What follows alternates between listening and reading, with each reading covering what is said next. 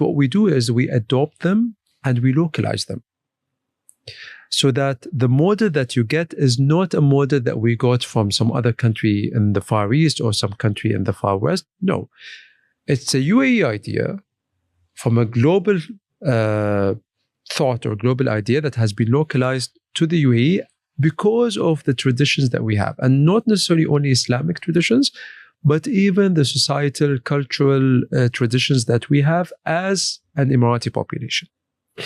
Is there a struggle? There's always going to be a struggle, because now you've been to the UAE, you've gone to the malls, and you would see people dressed in all kinds of ways. And even when I go to the mall and I see how certain individuals dress, it makes me uncomfortable, because you're in the country, and when you are in the country, you should respect the traditions of this country.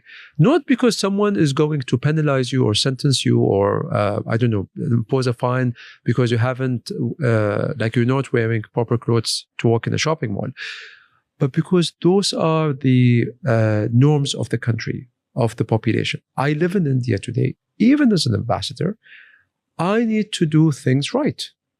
I cannot, walk around pretending not to understand certain cultural aspects, respect them, abide by the norms of the country and how people are living in this country.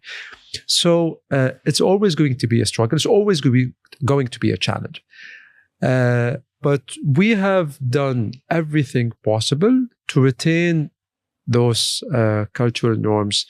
Again, my struggle with my kids is to teach them also certain things that I don't want them to not know as they grow up. The older generations, they would have a majlis.